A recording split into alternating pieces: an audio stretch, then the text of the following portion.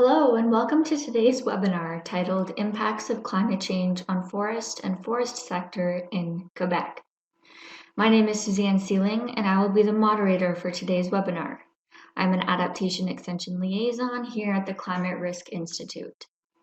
If you run into any audio or technical issues during the webinar, please hover your mouse over my name, Suzanne Sealing, which is under host, and click on start private chat and I'll be happy to help you. Please note that your lines have been automatically muted to avoid any audio distractions or feedback during the webinar.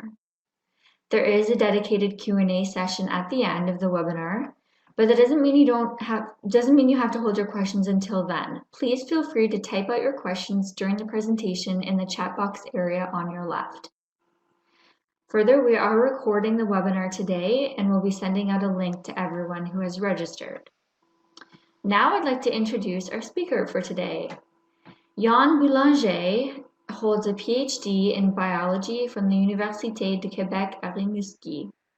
Between 2010 and 2013, he was a postdoctoral fellow under the supervision of Dr. Sylvie Gauthier and Phil Burton at the Laurentian Forestry Centre, where he worked to define homogeneous fire regime zones in Canada. Since then, he has been a researcher in forest ecology.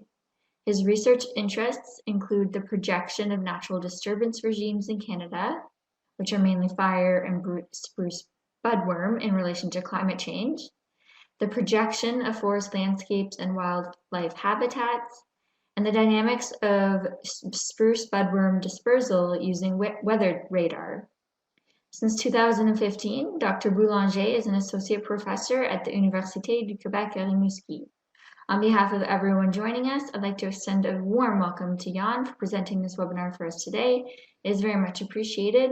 Without further ado, I will pass things over to you, Dr. Boulanger. Thanks a lot, Suzanne. So, as Suzanne was saying, so welcome everyone to this presentation that is entitled "Impacts of Climate Change on Forest and Forest Sector in Quebec." So let's start. So, well, this is not a surprise for anyone. The Earth is warming at fast speed. Indeed, 2020 was likely the warmest or the second warmest year on record, despite La Nina conditions, which are known to cool temperature by a tenth of a degree normally globally. So last warmest year was in 2016 during a super El Nino event, and now we're talking about we are now about 1.2 degrees Celsius above pre-industrial levels. Yeah, so that's pretty warm. And in Canada, actually, the warming is occurring at twice the pace of the rest of the globe. So we're talking about 8.7 degrees of increase in temperature since 1948 on average. But in some places, you see that it's much more than that. Indeed, so at high latitudes, the high latitudes are actually warming very fast. Most of the warming in Canada is occurring during the winter in the northwest, even though temperature have also increased in any seasons. So now if we look into the future, you see that these are the projections for temperature and precipitation for Canada until the end of the century, according to three different climate scenarios that we call the representative concentration pathways, or RCP. There is, for example, the RCP 2.6, which is some sort of what I call a unicorn scenario, because it's very not likely to occur. So in this scenario, the greenhouse gas emissions are strongly decreasing throughout the century, and they are even negative at some point. And under the RCP 8.5, which is the other extreme, that also seems less and less likely as we are slowly transitioning to cleaner and also cheaper energy. And of course, there's the middle of the road, the RCP 4.5. So for all scenarios, we see that there's an increase in temperature between about 2 Celsius under RCP 2.6 relative to 2000 to more than 6 Celsius under RCP 8.5. And the precipitations on their side, they are increasing, but not that much. And they won't be very different between scenarios. So if we are taking into account temperature increase and very slight increase in precipitation, according to this model, climate should be much drier. So we already know that the Canadian forest is already impacted by several things, but these impacts are likely to be exacerbated under climate change. Of course, we are talking about fires, spruce budworm, mountain pine beetle, drought, and a lot of other things. So all Canadians as at some point have the potential to be affected. So these impacts are diverse at some point, but they also vary geographically. They are complex. They often accumulate, and they also interacting between each other. So we have to have a better idea of what will be the impact of all of those things on the Canadian forest. And that's why in 2011, so the Canadian Forest Service set up the Forest Change 1.0 program that ended in 2016. This program received $1 million per year for 5 years, and it was aiming at developing tools, indicators of climate change, and also at aiming at producing what we call a national integrated assessment of climate change on the Canadian forest. So the program was renewed for another 5 years in 2016, so it is called Forest Change 2.0. This program will deliver 5 to 10 new tools and resources, new indicators also of climate change, and also, very importantly, that's what we are talking about. That's what we are talking about today. So these are the regional integrated assessment of climate change, that what we call the Rias, and these are to be completed by next March 31st. So that's basically why I'm presenting today. So as I said earlier, from 2011 to 2016, the CFS developed a national integrated assessment of climate change impact for Canada, in which we assessed future projections of cumulative impacts on Canada's forests under a range of different climate change scenarios. For example, we also produce nationwide modeling of biophysical and socioeconomic impacts, like changing wood supply and impacts on forest-based communities, for example. And all this was aiming at providing some sort of a foundation for further analysis and to inform also the Canadian forest sector and others, like the provinces, about the need to take action and to in order to mitigate and also to adapt to climate change. For example, you have the maps just at the bottom of the slide. These maps were actually produced for the integrated assessment. And we can see that for some forest sector regions in Canada, they are already at moderate and high level of risk to disturbances, for example. So like for mountain pine beetle in the west and spruce budworm and fire, for example.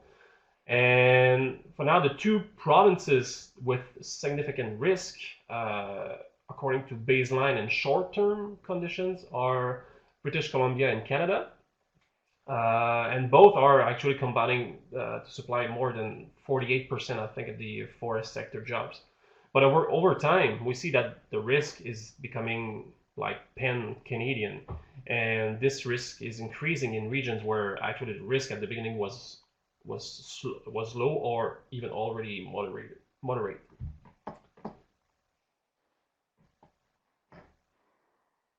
So climate change adaptations, it requires significant, I would say, fundamental and foundational science, and it is often implemented at the local and regional scales.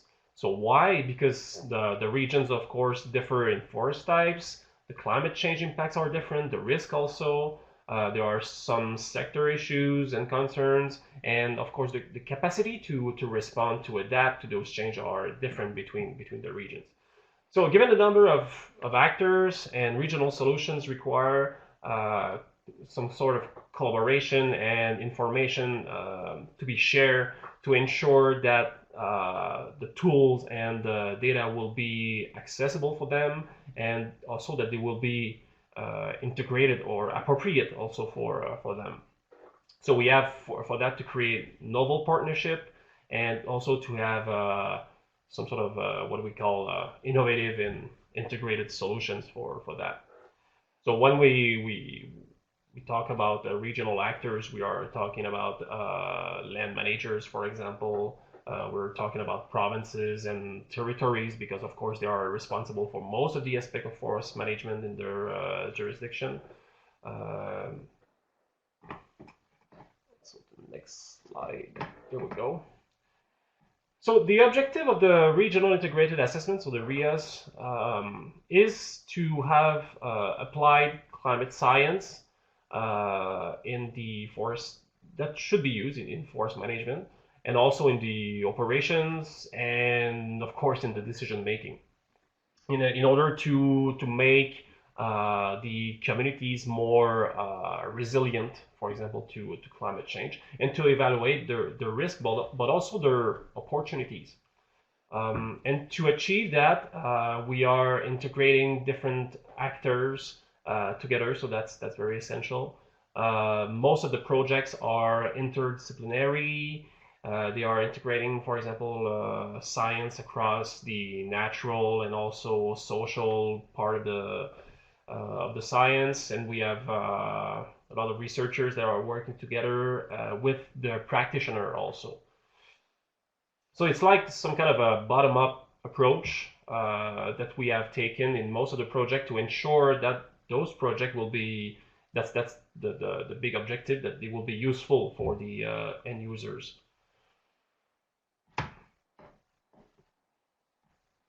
So these are few examples of regional integrated assessment that are currently ongoing, and that will end actually at the end of March. So we have models, new models to inform provincial forest management planning in the, I think it's in the Maritimes. There's indigenous-led community climate change monitoring in Newfoundland. We also consider the economic impact of fire-induced regeneration failure. This is in Quebec. I will just talk a little bit about that in the ongoing slides. And so there's a lot of those projects, and if you want to have more information about that, you can contact me, and I will just make the contact with the principal investigator of those projects at CFS.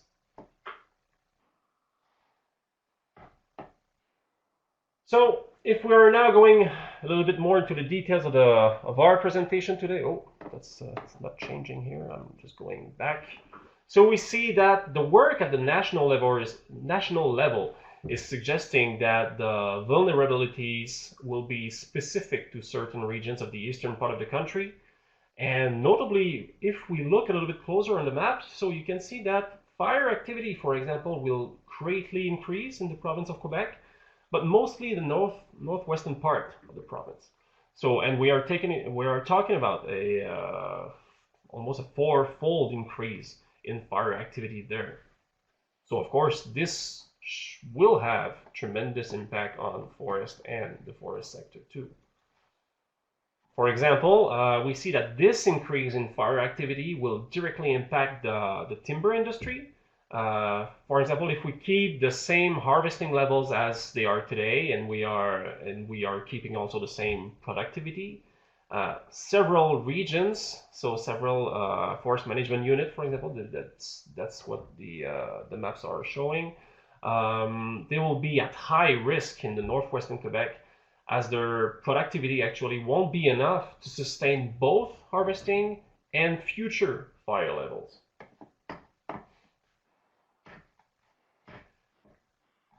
On this map, though, so you see that the potential for spruce budworm outbreak into the future, we see that, contrary to fire, there might be some good news there, because we see that the severity of the spruce budworm outbreak are decreasing. Well, actually, the length of the the number of years with severe defoliation should decrease into the future. So why? Just because actually the overlap between the climate suitability for spruce bottleworm and its host won't be very large into the future. So the spruce bottleworm climate's envelope will be much more north of the balsam fir stand, for example. So we could expect by the end of the century, according to RCP 8.5, that the spruce bottleworm outbreak within the commercial forest might be a little bit or way shorter than they were in the past. But of course, this is not considering some, well, maybe some adaptation of the spruce bottleworm to attack, for example, other hosts that are currently less vulnerable, like black spruce, for example. So it could have a much bigger impact that it is showing right now. Also, as the conditions are getting drier, so more wood volume will be exposed to drought, which might result in mortality, for example, in the southwestern part of the province. I think I have, yeah, here the slide. So at the end of the century under RCP 8.5. So if we are taking everything together, we see that there are future challenges that might appear in the eastern forest. And those challenges or vulnerabilities, they must be first identified. Probably that those challenges will be specific to certain regions. So certain regions will be affected by spruce bottleworm, other by fire, other by changes in productivity, for example. And those regions that are vulnerable to a particular element, they must be identified.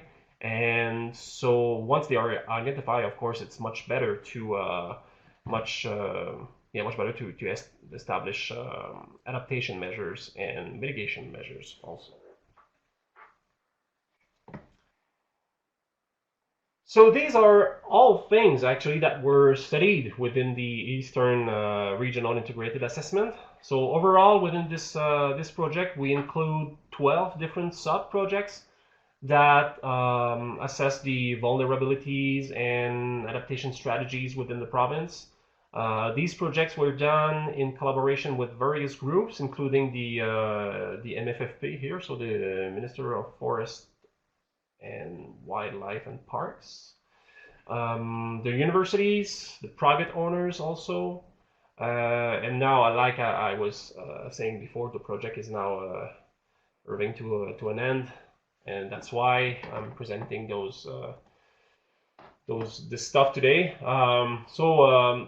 For the end of the regional integrated assessment, and of course because of COVID also, we organized a virtual webinar in which we presented the different results of those different studies, so the 12 different studies that I mentioned before.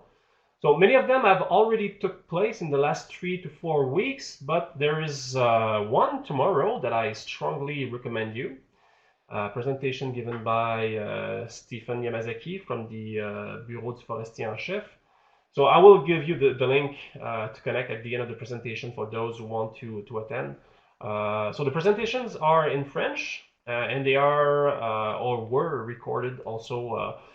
So they will be available anyway if you want to listen to them while, for example, while running or make the dishes. So sort of. So today I will present some of the results that that we presented before on January 20th.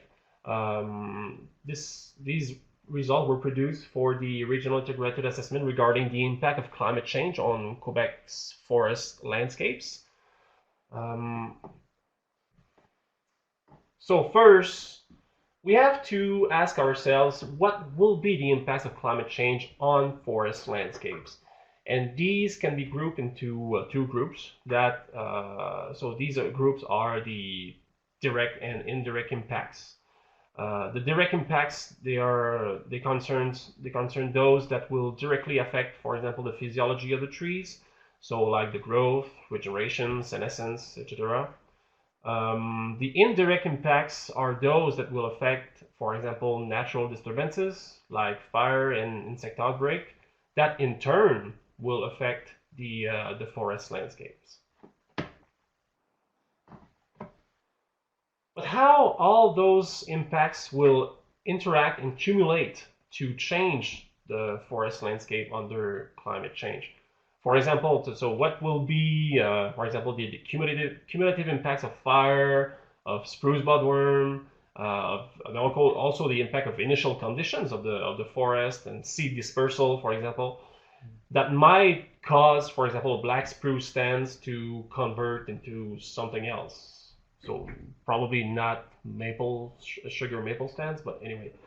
But because these impacts, like I said before, they are different from a region to another, we need some kind of a spatially explicit way to analyze the results. And also, very important, we have also to consider the impact of harvesting throughout all these climate change impacts. So what will be the interaction between what I've mentioned before, so fires, spruce budworms, changes in productivity with harvesting? It is very important since we want to produce or to define forest management strategies that will be able to cope with changes that are appearing because of climate change. So in order to study all those interactive and cumulative impacts, we use the forest landscape model that is named LANDIS2. This model is actually able to simulate processes that are occurring at both the stand and landscape scale. That's a spatially explicit model.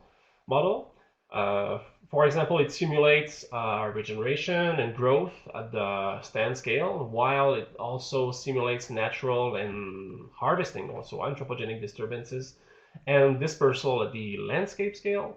We can also integrate the impact of climate change into some of these processes, like future fire activity, future growth pattern of the trees, regeneration also.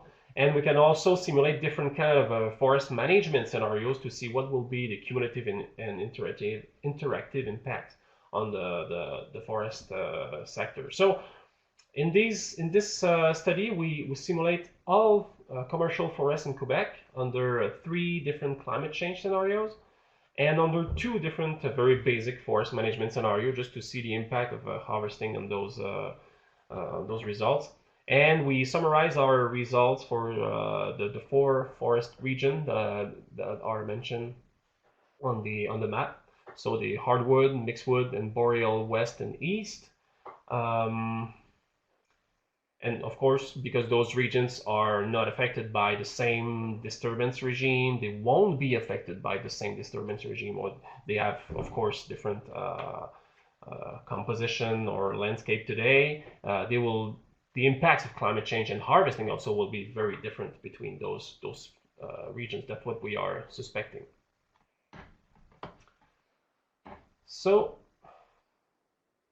I see that some people have posted links to publication about the ongoing Rias, so that's nice. Thanks, Mihai. So first, if we are talking about the natural disturbances that will occur in those regions, we see that fire activity will greatly increase, like we saw before, in those regions according to climate forcing. So change will be most important after 2080, especially within the boreal regions and especially within the boreal west region. This, of course, should favor species that I would say like the fire, that are pyrophilic, such as trembling aspen, jack pine, white birch, for example. While on the other hand, it will also contribute to lower the mean age of the forest, so probably less biomass because this landscape will be much younger, and even eventually in some cases cause what we call regeneration failures if fires are too frequent. Now, in terms of potential growth, So this is the growth in 2100 versus 2000s according to RCP 8.5. This is the potential growth, so it's not the actual realized growth. So if a species was present in a given pixel of the map, what would be its growth in 2100 under RCP 8.5 relative to 2000s? So we see that there will be strong decrease in potential growth for most of the boreal species, such as balsam firs, spruces, larch, and mostly in the southern part of the range. So that's pretty obvious because of the increase in temperature and also the increase of drier condition. And at the opposite, so we see that what we call thermophilic species, so species that like warmth, warmth relative to what we are used to have, like sugar and red maple, beech, American beech, they will have a better potential growth, which should favor them over boreal species. Yeah. So overall, what will be when we are taking into account all of these impacts and others also? What will be the impact on the composition of the landscape? So each of the color here are representing the biomass of the stack biomass of every species. So the order of the color band in the graph is the same as the legend on the right side. So balsam fir is at the bottom, and eastern hemlock is at the highest point in the graph. So will be that there will be we see that there will be strong decreases in total biomass, mostly in the boreal west regions, and especially under RCP 8.5. We also see that the species composition is slightly changing too. For example, there will be more trembling aspen in light green in the boreal, probably because of the increase of fire activity. Otherwise, in more southern forest regions, the boreal species like balsam firs, spruces, they are just vanishing. They are strongly decreasing. While some other species at the same time, so mostly red maple, beech, they are taking the place at some point. But they are not completely compensating for the loss of boreal species biomass. So that's why we see some decrease in biomass, even in the mixedwood and the northern hardwoods under very aggressive climate forcing. Another interesting thing is also when we are considering the spatially explicit nature of our simulation is that the fact that over the period that was studied, so that it is up to 2150, the temperate species, they can barely colonize more northern location, even though these locations could be more suitable for them. They are either stopped by increased fire activity in the northwest, or just because they are, of course, dispersal limited. I mean, red maple, for example, can maybe disperse 200 or 250 meters from the main trees, and if a trees can produce seed a new generation can produce seed every 10 years. This is very optimistic. So the species actually cannot travel more than 2 kilometers per century almost. So that's on average. So that's not a lot. So it cannot colonize very far away into the boreal forest. So red maple, for example, is barely colonizing the southern fringe of the boreal forest, even under RCP 8.5. And also, what we see is that some species, and very important species like black spruce, they can even be extirpated at some point in the landscapes in the northwest, just because fire regime becomes way too active to support the regeneration of this species. That this should have very important consequences on the forest landscape, for sure. When we take everything into consideration, so to which point the landscape are different under climate forcing relative to no climate forcing at all, it appears that the boreal forest is the region that should undergo the most changes and most rapidly also. On the other side, so the hardwood regions, they will be also affected, especially under RCP N.5 at the end of the simulations, but much less importantly than the boreal forest. So we can ask ourselves, so is the hardwood forest more resilient to the changes that that are occurring right now? That's a good question, actually. More resilient than the boreal forest, actually, because the disturbance rate will not be as important in the hardwood forest. There's already some mixicity in the hardwood and mixedwood forest. So some species that are already present, they can cope at some point with climate change and replace the species that are declining. So that's a good question, actually. And another thing that we also found is that harvesting is directly contributing to favor the expansion of the warm adapted species, and especially within the mixedwood. So I forgot to translate the things there. So if you compare the proportion of these species, which are on the graph, under the graph here, that are occupying in the different regions, so you see that there are these species, of course, the thermophilic species are, of course, increasing under increasing climate forcing. So under RCP 8.5, they are really increasing. But this increase is much more important if we are harvesting than if we are not harvesting in dashed line. And this increase in thermophilic species is mostly driven by an increase in red maple that just explode in this area. So with all these changes, how biomass harvested will be affected in each of those regions? Well, with the increasing total biomass, especially under RCP 8.5, we see a clear decline in biomass harvested almost everywhere, up to 30 to 40% in most of the areas. That being said, the drop is not that important under RCP 4.5. And in the boreal east, for example, so we could even see an increase in biomass harvested there. But certainly under RCP 8.5, especially after 2100, there will be big drop in biomass harvested almost everywhere.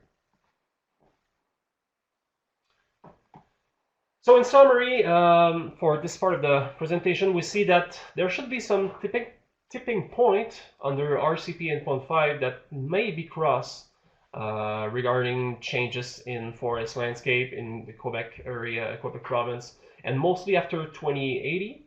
The boreal forest appears to be less resilient than mixed and temperate species, probably because natural disturbances is at a higher rate and will be at higher rate than what it has experienced in the past. So according to its natural variability. So the fires will lead to certain changes in composition there, but above all, it will be a strong decrease in biomass. And also, why there is a decrease in biomass in boreal forest is just that because temperate species, as we saw, those temperate species cannot reach the area that will be affected by a decrease in biomass because they are dispersal limited. And anyway, maybe just because the fire will be so prevalent, those temperate species are just not adapted to that very active fire regime. Otherwise, in the mixed and deciduous forests on the hardwood, the species composition will change, mostly toward thermophilic species that are, of course, better adapted to warmer climate, maybe not drier climate though, than the boreal species that are there. Also, we saw that harvesting will favor thermophilic species in the mixed forest. So that might actually, I was thinking about that, so harvesting might actually participate to a faster northward migration of the hardwood forests within the mixed wood, and eventually in few centuries within the boreal forest regions too.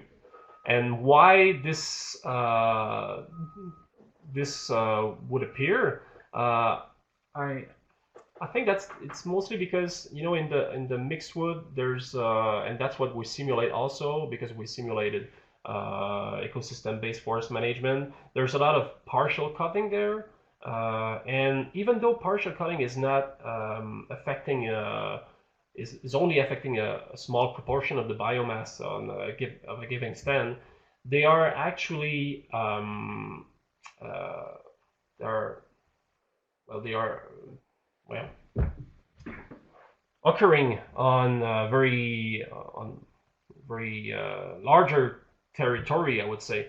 So the inertia of the forest is modified over a much larger area there than if we're not doing any harvesting. If we're not doing any harvesting, the forest inertia is very high, so there's not a lot of changes that are occurring if you're not harvesting. Actually, harvesting is just triggering the changes in this area. And also, we see that there will be significant reduction in volume harvested. So that could result in, of course, in potentially significant economic losses. And of course, one thing that is very important also to mention is that because it's the boreal species that are mostly declining, this could also mean that the softwood timber will decrease the most. So it will require probably important adaptations. So these are ideas there to reduce the annual allowable cut, to address fire increases, for example, so to buffer the increase of fire activity. Or there could be also transition strategies in the mixed and hardwood forest to have species that are to transition more rapidly to a composition that will be more in line what we are projecting with climate change. So at the end of the road, the end message is that adaptations will need to be regionally specific, because those changes and the vulnerabilities are very different from a region to another. So now, how could we directly adapt to these changes? I mentioned a few of those adaptation measures, but these were not simulated within our project. So I will just present you some insights about that. But if you want to have much more information about that, so you can tune in to our webinar series tomorrow, as Stefan Yamazaki will roughly present this his project. So just as a summary here, the project I'm talking about, and that will be presented tomorrow by Stefan. It was conducted with the Forester-in-Chief Office in Quebec, and it was aiming at assessing the uncertainties related to climate change in the calculation of the AAC in the Lac Saint-Jean area in Quebec, and also to simulate some adaptation measures to climate change. So this area, that's, of course, I could just go back, that's a very important timber production region where fire is currently quite important, but will be much more important to the future. This is a region, because of the increase in fire activity, that might be exposed to regeneration failure more frequently to the future also. And so as we've shown earlier, as I said, future fire activity, in this area will strongly increase, and at the same time, if it strongly increase, it will decrease the old growth forests, while it will strongly also increase the regeneration failure, as I was mentioning in red. So the regeneration failure are in pink or red, while the old growth stands, so those that are actually harvested with the mature stands, they are in violet, in mauve. Purple. Yeah, that's better. Where was I? Okay. So in order, and just because of that, because there's an increase in regeneration failure and decrease in old growth, in order to have sustainable timber supply under these circumstances, that's what was simulated by Stephen. The AAC should be strongly decreased. So you see that there's very strong decrease between the baseline climate RCP 4.5 and then the RCP 8.5. This decrease is almost 60% on under RCP 8.5. And also under, if you see correctly on the graph, under RCP 8.5 and even under RCP 4.5, you see in dark green that in order to have sustainable also timber there, we should salvage log a lot of the area there. But what should happen if we plant after the disturbances that will be much more frequent in the future, or after harvesting? And what would occur if we are planting more intensively? And especially what would happen also if we plant deciduous trees rather than coniferous trees there? Because why? Just because deciduous trees are less flammable at some point than coniferous trees. So if we could expect that if we are planting more deciduous trees, the landscape, even though the climate will be more conducive for fire, the landscape will not be as flammable as it would be if it was only coniferous species.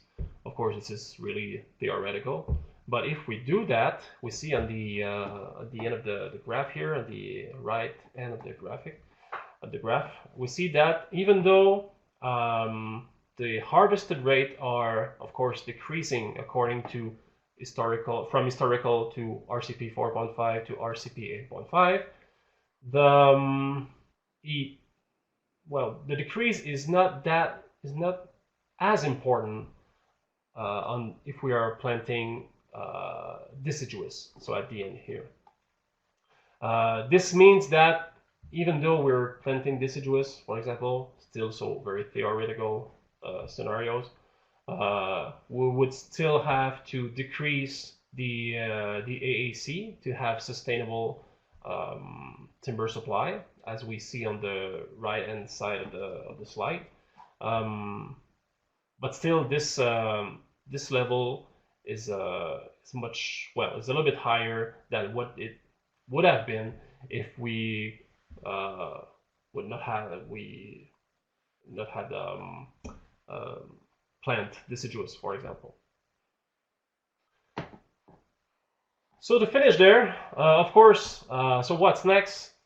So with the scenarios that I just presented you, that will be presented by Stefan Yamazaki tomorrow with more intelligence than me. We can ask also ourselves if there are trade-offs among those adaptation scenarios that will be presented. And I just present a result in this last slide about timber supply, but of course there's much more than timber supply in the forest. There are much more ecosystem services like carbon, biodiversity, and other values. So how those scenarios are actually comparing to each other according to that. And also if we are, for example, planting more deciduous trees, what will be the forest product with that? We will have to change all the supply chain, and the framework of the forest sector will have to be changed, for example. So I really, if you want to have more information, like I said before, you can connect to tomorrow's presentation, and of course to the other webinar that will be presented this week and next week also. Next week we will talk also about, so this week is about this study by Stefan Yamazaki, and next week will be about carbon and biodiversity, and the presentation will be given by Junior Tremblay and Evelyn Tifo. So thanks everyone, and if you have any question, I will be very glad to answer them. Back to you, Suzanne. Great, thanks so much, Dr. Boulanger. That's a really wonderful presentation. We do have about 15 minutes left for the question and answers. So if you do have questions or comments, now is your time to type them out into the chat box. Alternatively, I can give you the option to ask a question over your microphone. Just send me a private message and I'll unmute your microphone for you. But we had some activity in the chat box here. So Melissa Sparing has a question.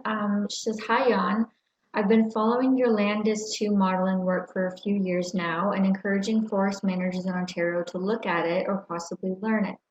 Given my involvement in seed and thoughts of investigating unique provenance responses to stress, can Landis 2 accommodate testing assisted migration scenarios with better performing seed and stock over the expected natural regeneration of local provenances? I've not yet seen much in Picus or Landis except for Dubnik's work in modifying artificial assisted migration and management regimes to adapt." Yeah, that's really great question. That's something that actually I want to look at in the Forest Change 3.0. I wish to have funds for that.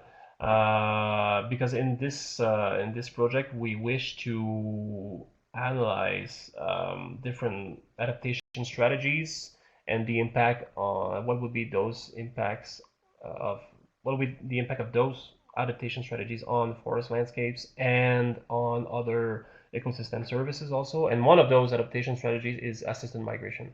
So we want to check that, especially within the mixed forest and within the hardwood forest. Because I think that assisted migration, even though you're doing that in Boreal West, for example, that will be experiencing a lot of fire activity. I mean, if there's if there's a red oak there, it won't cope with fire activity, just like black spruce, for example. So there will be just changes in biomass. So there's other kind of adaptation measures that could be done in those regions that will be affected by more fire. But yeah, that's certainly a good idea. Regarding the provenance, that's something that is a little bit more difficult to implement within Landis, but that could also be checked. That's something that might be very interesting, just to modify actually the growth and the the dynamic growth parameters according to, for example, if a species is performing, a provenance is performing more in some areas than in other. For example, if provenance from the southern part of the province will perform better in Chibougamau, for example, at the end of the century. So that's something that should be checked, and that's something that I would like to check for sure. Okay, wonderful. There was some interest in the webinar that you mentioned being held tomorrow. So I did copy the link from the previous slide and posted in the chat box if anyone is interested there. Thanks. Any other questions? Yeah, actually, maybe I didn't mention it really really well. That the project by Stephen is part of the regional integrated assessment. And yeah, so it will be a very great presentation for sure that will be given tomorrow's, much more related to timber supply. So that's very interesting for many of us. Mm-hmm. Okay, there is a question from Karen. Are the regeneration failures natural seed rain or planting? You mean in the simulations? In the simulations, in our simulations we are not planting, but for Stephen, it was both. You looked at both, so at natural seed rain and planting. So yeah. Okay. A question from Melissa. She's glad that the slide and scenario is noted, but forest managers she's worked with, their response even to planting more oak for drought tolerance is that it's too expensive. How do we address this issue if it's a solid bet for resilience and future harvest volumes?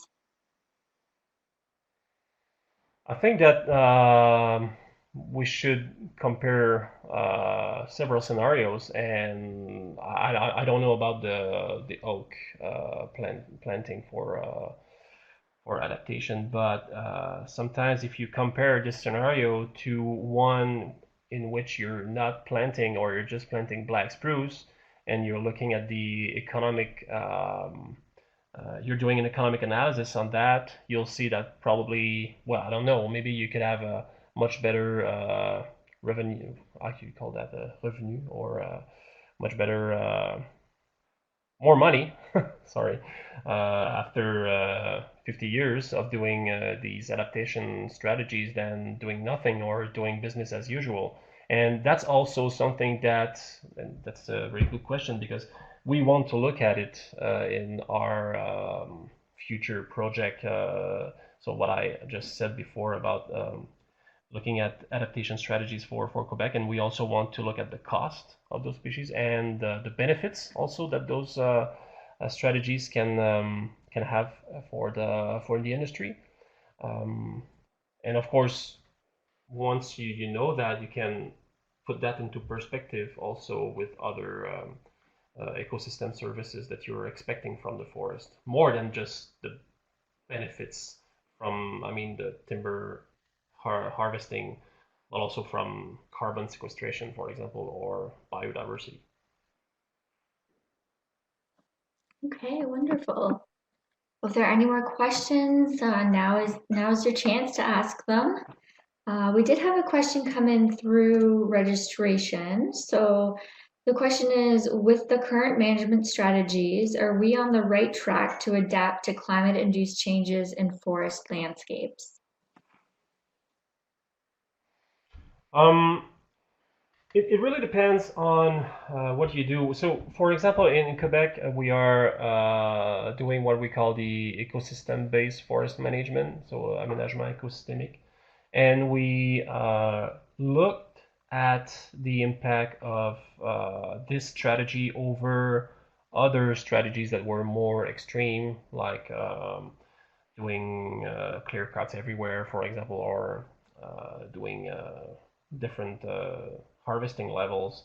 And we found actually that what we are currently doing, so the ecosystem-based forest management, was the least worst strategy to have to adapt to climate change. Of course, this is not a panacea, but it's still better than other strategies that might be a little bit more extreme. Of course, there we could do better, and we can have better adaptation strategies that are more specific to some regions.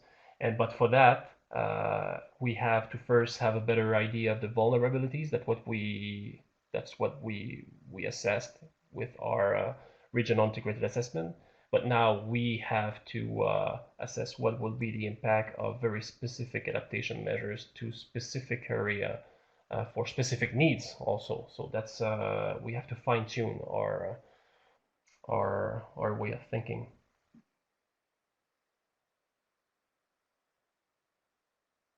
I think there was a question also about BC and the regional integrated assessment in BC. Yes, sorry about I that. believe it was that this question was answered by Mihai. Yeah. Mm-hmm. Okay. Yeah, so Warren was wondering that, the focus of this is Quebec, but whether you could let them know what RIAs will focus on BC or other Oh, provinces. sorry, I lost you, Susan. And so then Jason, oh, sorry, can you hear me now?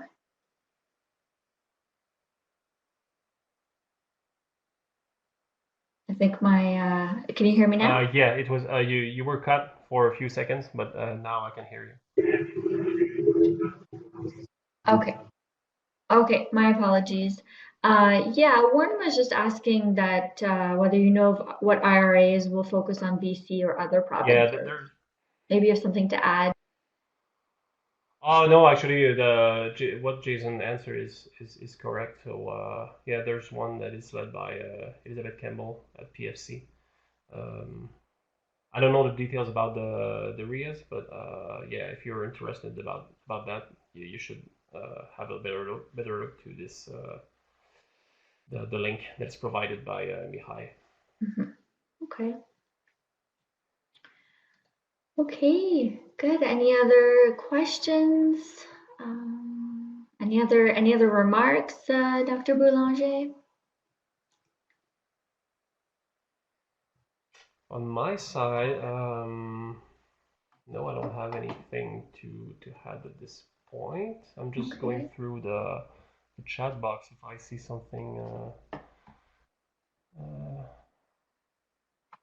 sure. And on my end,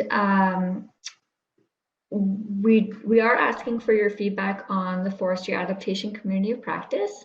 So if you have a few minutes, we'd really appreciate it if you could fill out this short online survey.